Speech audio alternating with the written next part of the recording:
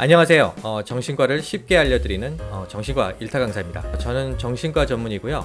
지금 세종에서 정신과 의원을 운영하고 있습니다. 오늘은요, 교사 이야기를 한번 해볼까 하는데요. 얼마 전에 서희초 교사분 안타까운 일이 있었죠. 요즘 언론에서도요, 연일 난리인데 사실 이 일이 하루 이틀에 있었던 일은 아닌 것 같은데 이게 죽음으로만 뭔가 이슈화되고 관심을 가지게 된다는 게 좀 안타까운 현실인 것 같더라고요. 제가 보는 환자분들 중에서요, 선생님 즉 교사분들이 정말 많은 것 같습니다. 제가 개원하고 있는 곳이 신도시다 보니까요, 인구 대비 교사가 많은 것도 있긴 한데 그걸 고려하더라도요, 교사라는 직업이 굉장히 좀 정신적으로 힘든 게 유달리 많은 직업이 아닌가 라는 생각이 좀 듭니다. 제가 진료하면서요, 자연스럽게 교사분들의 어려운 점들을 많이 좀 알게 되었죠.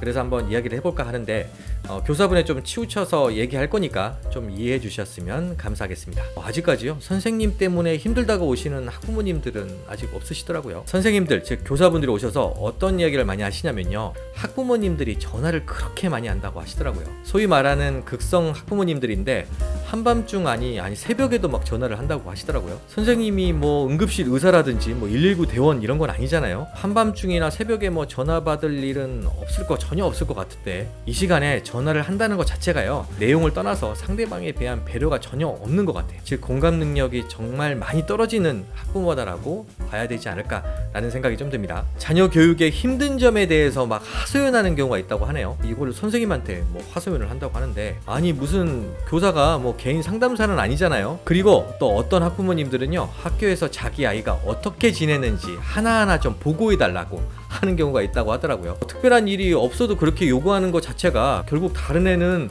보지 말고 내 애만 봐달라 하는 거거든요. 너무 이기적인 것 같아요. 이것도 공감 능력이 전혀 없는 그런 학부모라고 볼 수 있겠죠. 특정 목적을 위해서 집요하게 전화 오는 경우가 또 많이 있겠죠. 예를 들어서 얘가 학교폭력 가해자로 학폭위가 열리게 되면요, 자기의 처벌 안 받게 해달라고 하기 위해서 담당 교사한테 계속 푸시하는 경우가 많다고 하더라고요. 이 경우에 하루에 수십 통 전화 오는 경우가 많고요. 이런 경우에는요, 특히 이제 선생님한테 인격 모독을 한다든지 막 욕설도 하고요, 대놓고 협박한다고 하네요. 협박, 욕설 이런 거 사실 법률 위반이잖아요. 제 생각에는 이거 경찰에 신고해야 될 것 같은데, 그런데요, 교사분들이요, 이게 학부모다 보니까 대처를 잘 못하시더라고요. 요즘에요, 응급실 의료진이나 버스 택시 기사님들 폭력이라든지 욕을 하면 우리가 가중처벌 받잖아요. 저는 교사분들한테도 욕설, 위협, 폭력 가하시는 학부모는 가중처벌해야 된다고 생각하거든요. 왜냐면요, 교사들의 신체적, 정신적인 피해가 결국 학생들에게 그대로 가기 때문이거든요. 그리고요, 전 개인적으로 학폭을 처리하는 것을 선생님이 한다는 것 자체가 말이 안 된다고 생각이 들어요. 학폭 자체가요, 거의 이제 경찰 수사하는 거랑 비슷하거든요. 가해자 진술도 받아야죠, 피해자 진술도 받아야죠, 증인도 있어야죠, CCTV 이런 것들도 확보해야 되죠. 이거를 수사교육도 제대로 받지 않았던 선생님이 한다는 것 자체가 말이 안 되고요. 이거 너무 시간이 많이 걸리는 일이거든요. 애들도 가르쳐야 되는데 이거를 선생님이 언제 이걸 하고 있을까요? 그리고요, 학폭은요, 아무리 잘한다고 하더라도요, 공정하게 했다고 해도 무조건 욕먹기 딱 좋죠. 이게 가해자든 피해자든 불만이 없을 수가 없거든요. 그래서 제가 생각하기에는 학교에 이게 학폭만 전담하는 선생님이나 어떤 직원분 이런 분들이 좀 필요할 것 같아요. 경찰이나 아니면 수사 경험이 있는 경찰 출신 분들 채용까지 해서 이분들한테 담당하게 하는 게 좀 좋지 않을까 하는 생각이 좀 듭니다. 그리고요, 제가 어느 선생님한테 들었는데 이 학폭 업무를요, 모든 선생님이 하기 싫어하겠죠. 그래서 결국에는 이게 젊은 선생님들 발령받지 1, 2년 차 이런 분들한테 많이 시킨다고 하네요. 아니 이게 경험이 많은 선생님이 해도 힘든 일인데 이건 조금 너무한 것 같아요. 다음으로 넘어가서요, 선생님들이 또 힘들어하는 게 신고 민원이더라고요. 학부모랑요, 조금이라도 좀 틀어지면요, 전화해서 욕하다가 그것도 안 되면 이제 민원을 넣더라고요. 단순한 불만 이런 민원이면 그나마 나은데, 이제 아동학대로 민원이 들어가면 이게 정말 큰 문제죠. 친구들끼리 싸우다가 말렸는데 신체적 접촉이 있었다고 이걸 신체적 학대라고 하지 않나, 혼냈다고 정서적 학대라고 하지 않나. 이 정서적 학대는 진짜 문제인 것 같은 게요, 이게 코에 걸면 코걸이, 귀에 걸면 귀걸이죠. 이건 정말 말이 안 되는 것 같아요. 이게 사실 여부를 떠나서요, 이게 아동학대로 신고만 들어가면요, 이 선생님은 수업에서 배제되고요, 학교는 조사받고 난리가 납니다. 아동학대가 있었는지 결정도 되기 전에 이렇게 큰 불이익이 온다는 거가 말이 안 되는 것 같고요. 우리나라는 분명히 그 무죄 추정의 원칙이 작동하는 나라인 것 같은데 이상하게 또 아동학대 성학대 이런 것들은 또 유죄 추정의 원칙으로 돌아가는 것 같아서 좀 안타깝더라고요. 진짜 심한 그 악성 학부모 이런 분들은요, 자기 의도가 관철될 때까지 계속 신고를 해요. 이걸 현실적으로 제재할 방법이 없다고 하네요. 너무 쉽게 선생님을 괴롭힐 수 있는 방법이니까 너무하죠. 이런 일 몇 번 겪다 보면요, 위에 교장 교감 선생님은요, 은근히 김 선생 그냥 적당히 좀 하자 이렇게 하면서 뭔가 좀 은근히 압박하고요. 선생님 입장에서도 너무 힘들겠죠.